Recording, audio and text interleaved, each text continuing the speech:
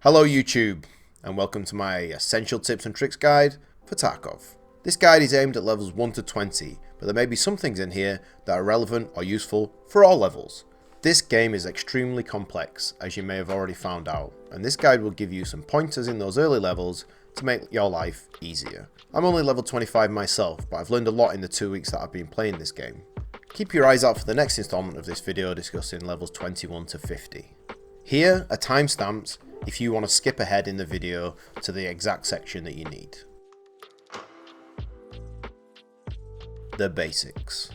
As you'll probably have worked out by now, Tarkov has no tutorial, so this should be everything you need to know about actually how to play the game.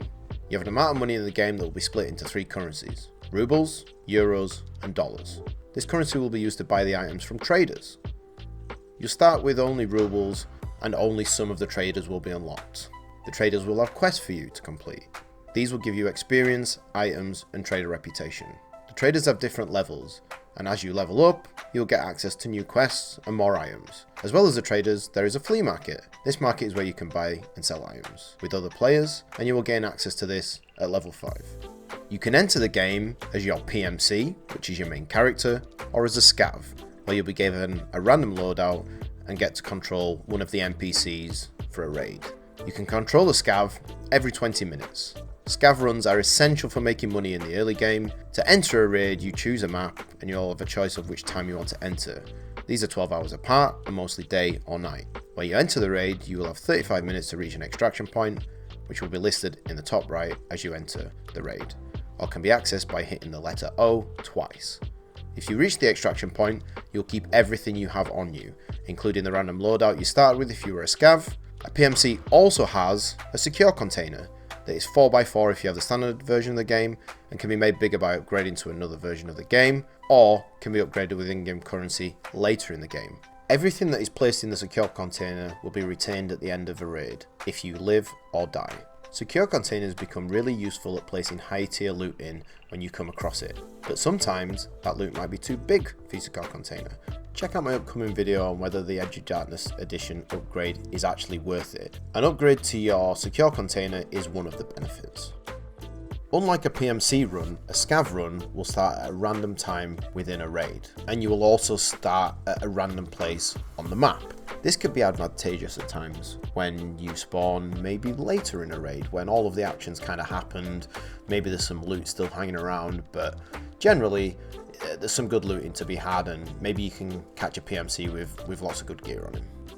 What map should I play first? Most videos and guides will tell you to start playing on customs, because the map is pretty linear and generally you have to tab from one half of the map to the other. The problem is that scavs have a ton of different extraction points, and there are some pretty high value loot spots and lots of quests on customs. So you will often run into geared guys, which will result in you dying a lot. The boss on customs for Sharla can spawn in multiple different locations, and you do not want to get in a fight with him and his guards. It is generally hard to sneak around the map without getting spotted, which you would probably want to do when you first start out. So I actually recommend learning Interchange. It's also a complicated map with a lot going on. However, there are only 3 extraction points, one of which is a one-time only extraction point that can be used once per raid for 3,000 rubles. If you're a scav, you can use any of the extractions, and if you're a PMC, you generally go from one side of the map to the other. The biggest advantage of Interchange is there are a ton of loot spots. It's great for farming items you need to upgrade your hideout, including fuel for your generator, and there are plenty of opportunities to pick up items for quests. How to learn maps. If you have a second monitor, get the latest version of the map on your second monitor. The in-game maps are pretty terrible. If you don't have a second monitor, then get one on your phone or set your game to borderless windowed so you can easily tab in and out. The best maps can be found on the Tarkov wiki, which should be in the majority of instances your first and best source of information for anything in Tarkov. Either jump into the maps offline or as a scav and run around to really get a good feel for the map. To find the best loot spots and routes through a map, there are tons of looting and quest guide videos on YouTube. I'll even be making some myself. Play the map a couple of times to get used to it, and then watch a video to really familiarise yourself with the map. Quest and leveling tips. Make sure you check the quest tabs of all the traders to see what your quests are. There is also a handy summary page in your character screen. Make sure you accept all the quests you can and try to take note of which ones are relevant to the map you are playing. Quests are an extremely efficient way of leveling your character and getting access to cheaper items and barter trades from the traders. In the early game, try to eat and drink all of the food items you come across, because this will level your metabolism. The exceptions to this are the high value stuff such as squash, lunch boxes, sugar, chocolate bars, and condensed milk, which you probably should sell in the early game and then keep in the late game. There are other passive character traits in the game which need to be leveled, and I feel this might need a guide in itself, but the other most notable mention is strength, which will increase by 2 points per raid for the first grenade thrown, and then 1 for every subsequent grenade, and that'll be just on your PMC. So bring grenades along and learn how to throw them well. They're really strong in the game and you'll want to get good with them. You'll also need strength level 3 to upgrade to Vents level 3. As well as that, increasing strength increases your jump height, carry weight, melee strike power, sprint speed, and throw distance. What should I keep and what should I sell? This is actually dependent on your level, what is upgraded in your hideout, what you need to keep for quests, and what your money situation looks like. At levels 1 to 5, you need to keep weapons that you like and want to use. You can take off any high value attachments such as scopes, lasers and flashlights, and save those for when you get to level 5. Once you hit level 5 and have access to the flea market, you can then easily find the value of the item that you want by right clicking and going to a link search. There are a couple of infographics shown here and here that I have linked in the video description below that will show you what you need to keep for your hideout and quests. These will give you a good indication of what you need to keep and what you need to sell. If you have a small stash with the standard version of the game, then I'll pretty much sell everything that you don't need or want on the flea market. You'll start to get a good feel for how much items cost and how much you can sell them for as you play the game. As you can only have 3 offers on the flea market at once, everything else needs to be broken down and sold to the traders. The order that you sell things to the traders in is easily remembered by the acronym TSM, which stands for Team Solo Mid, or in this instance, first sell to Therapist, then sell to Skier, then sell to Mechanic. Some of the notable barter trades in the early game will be 3 cans of Tushonka for an AKM, 2 horse statues for an AKS-74U from Prapor, Ragman. At level 1, you can get the Packer for 3 masks, and at level 2, you can get the Tri-Zip for 4 energy saving lamps. This used to be 3 and was a much better deal. Then at Peacekeeper level 1, we have the P226R pistol, which is often sold out, for 4 knives with a silver handle, and an MP5 for 8 knives with the gold handle. The knives and masks are easy to get when you do scav runs. The knives you can put in your melee slot, and the masks you can put in your face slot, so they're not going to take up any backpack space.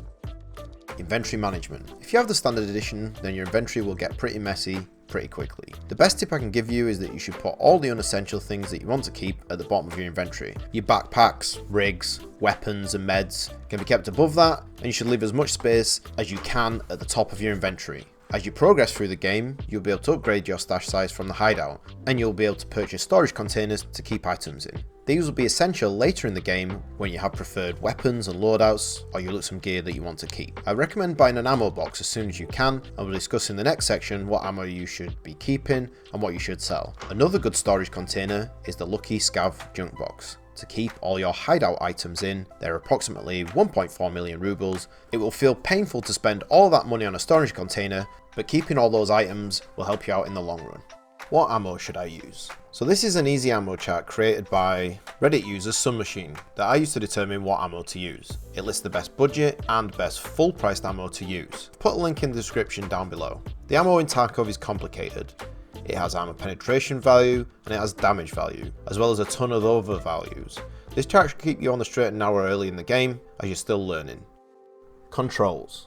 There are a lot of controls in Tarkov, and here are a few suggestions for some modifications to the binds that you may or may not find helpful. By rebinding quick reload to another button, then double pressing R, it will make your standard reload 400 milliseconds faster, as the game isn't waiting for that second click. An important thing to remember is that if you reload and don't have space for the old and new magazine, you will drop the old magazine on the floor and have to pick it up. So if you know that you're full of loot, you should do a quick reload and then pick up the mag when you're done fighting. Some other notable suggestions are changing or switching scopes and changing scope magnification. I've set my change scope magnification to left control. I've switched my scope to U because I have it on my mouse, so that's really easy. Aiming down sight I've set to continuous, and sprint I've set to continuous as well. That will mean that when you hold down the right mouse button, you aim down sights, and when you let go, you stop aiming down sights. It allows you to flick a lot quicker, and when you're sprinting, as soon as you let go of the button, you'll stop sprinting.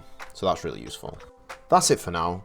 There's tons more that I want to discuss, but I think at 10 minutes, this video is already getting pretty long. So watch out for upcoming videos. Stay tuned on information on how to enter the giveaways, and tune into my stream because we're doing a bonus Escape from Tarkov Edge of Darkness edition sometime this month. If you already have Tarkov and you want Edge of Darkness, I'll give you the money to upgrade if you win the giveaway. On the 15th of February, I'll be giving away a copy of Escape from Tarkov. Details of how to enter are in the description below. I'll also be doing a viewer and subscriber giveaway. All subscribers will get one entry, and you can buy further entries for 10,000 channel points. These are called Sheldog coins. This giveaway will be for an additional copy of Escape from Tarkov Standard Edition.